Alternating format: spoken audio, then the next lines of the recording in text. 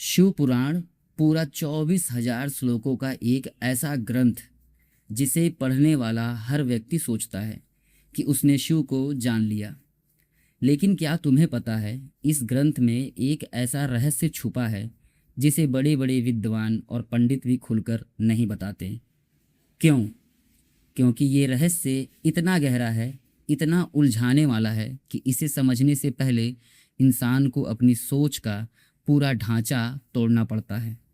ये रहस्य जुड़ा है शिव के असली स्वरूप से, उस सवाल से जो सदियों से साधु संतों को भी उलझाता आया है। शिव आखिर है कौन? एक देवता, एक ऊर्जा, या कुछ और जिसे शब्दों में बांधा ही नहीं जा सकता?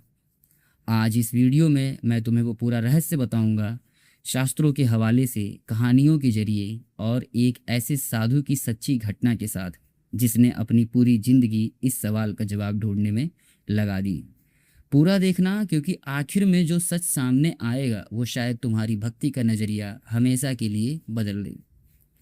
हर भक्त कभी ना कभी अपनी भक्ति के किसी गहरे पल में ये सवाल पूछता है, क्या मैं जिसकी पूजा कर रहा हूँ वो सच में एक व्यक्ति जैसा देवता है या कुछ और? मंदिरों में हम शिवलिंग की पूजा करते हैं, कथाओं में हम शिव को कैलाश पर बैठे मटके हुए बाल और बागंबर पहने हुए एक रूप में देखते हैं। लेकिन शिव पुराण खुद बहुत गहराई से इस रूप के पीछे के सत्य की बात करता है। यही वो जगह है जहाँ से असली रहस्य शुरू होता है, और इसे समझने के लिए मुझे तुम्हें एक कहानी सुनानी होगी। एक ऐसे साधु की कहानी जिसने इस सवाल के पीछे अपनी पूरी जवानी गुजार दी। बहुत साल पहले हिमालय की तराई में एक गांव था। उस गांव में एक युवक रहता था, नाम था देवदत्त। देवदत्त बचपन से ही बहुत जिज्ञासु स्वभाव का था। वो मंदिर के पुजारी से हमेशा सवाल पूछता, शिव जी कैसे दिखते हैं? वो कहाँ रहते हैं? क्या वो सच में हमारी बात सुनते हैं? पुजारी हर बार यही कहते, बेटा, शिव को सवालों से नहीं भक्ति से समझा जाता है। लेकिन देवदत्त का मन शांत नहीं होता। बड़े होकर देवदत्त ने घर बार त्याग दिया और सत्य की खोज में निकल पड़ा। वो गांव गांव, मंदिर मंदिर भटकता रहा। हर साधु संत से यही एक सवाल पूछता, शिव कौन है? कई सालों की भटकन के बाद देवदत्त एक बहुत ऊंचे बर्फीले पहाड़ पर पहुंचा, जहां एक वृद्ध अघोरी साधु रहते थे, जिन्हें लोग अघोरनाथ कहकर पुकारते थे। कहा जाता था कि अघोरनाथ ने दशकों तक कठोर तप किया था और उन्होंने कई गहरे रहस्य जान लिए थे। देवदत्त ने उनके सामने वही सवाल दोहराया, गुरुदेव, शिव कौन है? कृपया मुझे बताइए। अघोरनाथ ने देवदत्त की ओर देखा और मुस्कुराते हुए कहा, तुम इतने सालों से भटक रहे हो, सिर्फ इस एक सवाल के लिए? ठीक है, आओ मैं तुम्हें दिखाता हूँ, पर बताऊंगा नहीं, दिखाऊंगा सिर्फ। अगले 3 साल अघोरनाथ ने देवदत्त को कोई सीधा जवाब नहीं दिया। उन्होंने बस उसे कठोर साधना करवाई। भोर से पहले उठना, बर्फीले पानी में स्नान करना, घंटों मौन रहना और रोज शिवलिंग के सामने बैठकर सिर्फ अपनी सांसों को देखना। देवदत्त कई बार निराश हुआ। उसने कई बार सोचा, मैं यहाँ जवाब लेने आया था, पर गुरुजी तुम मुझसे सिर्फ मेहनत करवा रहे हैं।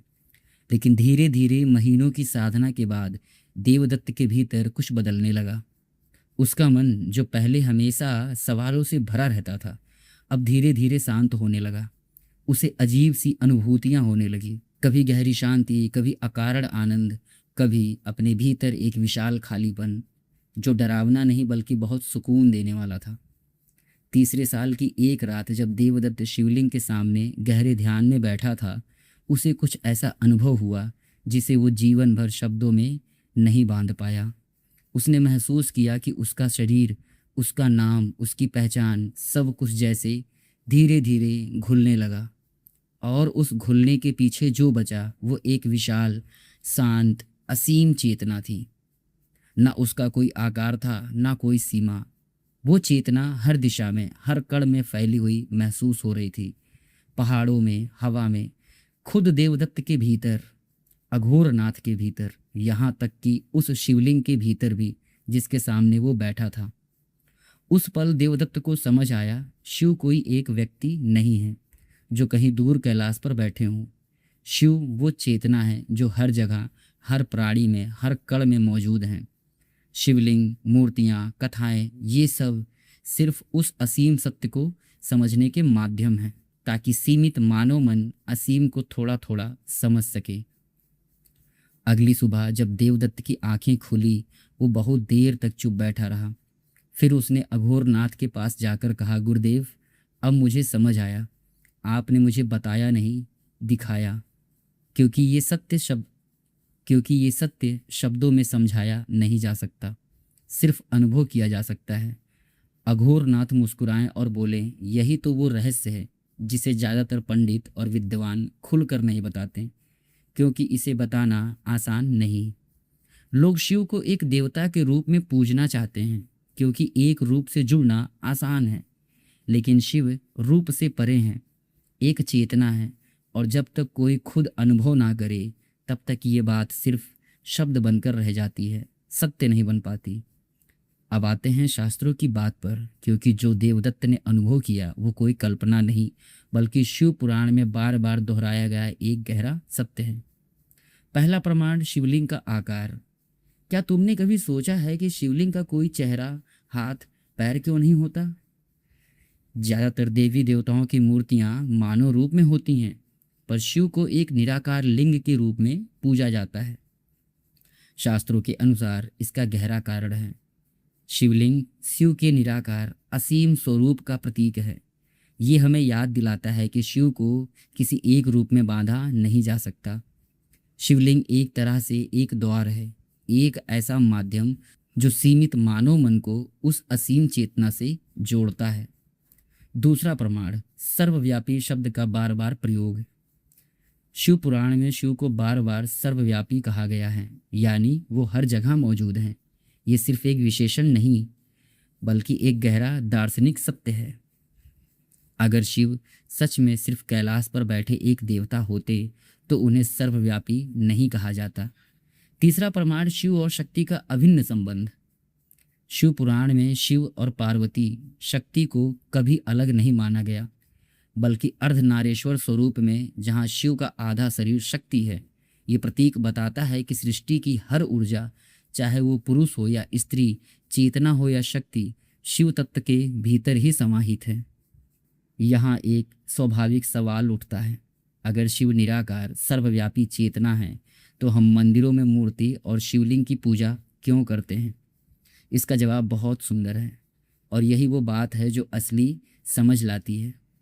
मानव मन बिना किसी आकार, बिना किसी रूप के किसी भी चीज़ से गहरा भावनात्मक जुड़ाव नहीं बना पाता। अगर तुमसे कहा जाए बस हवा से प्रेम करो, तो शायद तुम्हें कोई गहरा जुड़ाव महसूस नहीं होगा। लेकिन अगर तुम्हें किसी की मूर्ति दी जाए जिससे तुम बात कर सको, जिसे तुम जल चढ़ा सको, जिसके सामने बैठकर तुम अपना दुख सुख बांट सको, तो वो जुड़ाव गहरा होता है। यही कारण है कि हमारे ऋषियों ने अपनी असीम बुद्धिमत्ता से शिव को एक रूप दिया, ताकि आम इंसान अपनी सीमित समझ के साथ भी उस असीम सत्य से जुड़ पाए। शिवलिंग, मूर्तियाँ, कथाएं, ये कोई झूठ नहीं, बल्कि सीढ़ियाँ हैं जो हमें धीरे धीरे उस गहरे सत्य तक ले जाती हैं। देवदत्त की कहानी में भी यही हुआ। उसने पहले शिवलिंग की पूजा सीखी, फिर धीरे धीरे साधना के जरिए उस रूप के पीछे के असीम सत्य तक पहुंचा। रूप अंत नहीं था, रूप शुरुआत था। तो जब पंडित और विद्वान इस रहस्य को खुलकर नहीं बताते, तो इसकी वजह ये नहीं कि वो कुछ छुपाना चाहते हैं।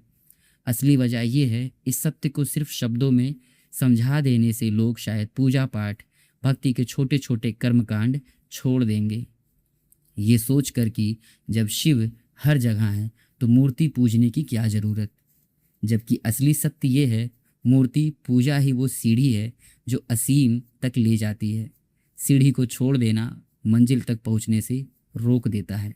देवदत्त की साधना पूरी होने के बाद अघोरनाथ ने उससे कहा, अब तुम्हें अपने गांव वापस जाना चाहिए। देवदत्त हैरान हुआ, गुरुदेव, अब जब मैंने ये गहरा सत्य जान लिया है तो क्या मुझे यहीं पहाड़ों में रहकर हमेशा के लिए साधना नहीं करनी चाहिए? अघोरनाथ हंसे और बोले, बेटा, सत्य जानना एक बात है और उस सत्य को अपने जीवन में जीना दूसरी बात। अगर तुम यहीं बैठे रहोगे तो तुम्हारा ज्ञान सिर्फ तुम्हारे लिए रह जाएगा, जाओ, अपने गांव जाओ, लोगों की सेवा करो, उनकी मदद करो, क्योंकि अगर शिव सच में हर प्राणी में है तो हर प्राणी की सेवा करना शिव की ही सेवा है। देवदत्त अपने गांव लौटा, लेकिन अब वो पहले जैसा जिज्ञासु, बेचैन युवक नहीं था। वो शांत था, स्थिर था। उसने गांव में एक छोटा सा आश्रम बनाया, जहां वो बीमारों की सेवा करता, गरीबों की मदद करता और जो भी उससे मिलने आता उसे प्रेम से सुनता। लोग पूछते हैं, देवदत्त तुम इतने शांत कैसे रहते हो? तुम्हें कभी गुस्सा नहीं आता? कभी दुख नहीं होता? देवदत्त मुस्कुराते हुए कहता, दुख और गुस्सा आते हैं, पर अब मैं जानता हूँ कि जिस चेतना ने मुझे बनाया है वही चेतना उस व्यक्ति में भी है जो मुझे दुख देता है। जब ये समझ आ जाए तो गुस्सा ज़्यादा देर टिकता नहीं। धीरे धीरे देवदत्त गांव में देवदत्त बाबा के नाम से जाना जाने लगा। लोग दूर दूर से उससे मिलने आते, कोई अपने दुख लेकर, कोई अपने सवाल लेकर, और देवदत्त हर किसी से यही कहता, शिव को दूर मत ढूंढो, वो तुम्हारे भीतर भी है और तुम्हारे सामने बैठे इंसान के भीतर भी। तो दोस्तों, आज हमने वो रहस्य जाना जिसे बहुत कम लोग खुलकर समझाते हैं। शिव सिर्फ एक रूप, एक देवता नहीं, बल्कि एक असीम सर्वव्यापी चेतना है जो हर कण, हर प्राणी में मौजूद है। देवदत्त की कहानी हमें सिखाती है, इस सत्य को सिर्फ जानना काफ़ी नहीं, इसे जीना जरूरी है। और इसे जीने का सबसे सुंदर तरीका है हर प्राणी में, हर इंसान में उसी चेतना को देखना और उसके साथ प्रेम और सेवा का व्यवहार करना। अगली बार जब तुम शिवलिंग पर जल चढ़ाओ तो सिर्फ एक रस्म की तरह मत करो। याद रखो, तुम जिस चेतना को जल चढ़ा रहे हो वो चेतना तुम्हारे भीतर भी है, तुम्हारे परिवार में भी है और तुम्हारे आसपास हर इंसान में भी। यही वो रहस्य है जो शायद अब तक तुमसे छुपा हुआ था। अब ये रहस्य तुम्हारा है। अगर इस वीडियो ने तुम्हारी सोच की गहराई को थोड़ा सा भी हिलाई हो तो इसे लाइक करना मत भूलिए और उन दोस्तों तक पहुंचाओ जो सच में शिव तत्व की गहराई को समझना चाहते हैं। कमेंट में बताओ, क्या तुमने कभी अपनी भक्ति में ऐसा कोई गहरा पल महसूस किया है जहां तुम्हें लगा हो कि तुम किसी बड़ी चेतना से जुड़ रहे हो? चैनल श्रवण भक्ति ज्ञान को भी सब्सक्राइब कर लीजिएगा, क्योंकि हम ऐसे ही गहरे दुर्लभ रहस्य लेकर आते रहेंगे। हर हर महादेव।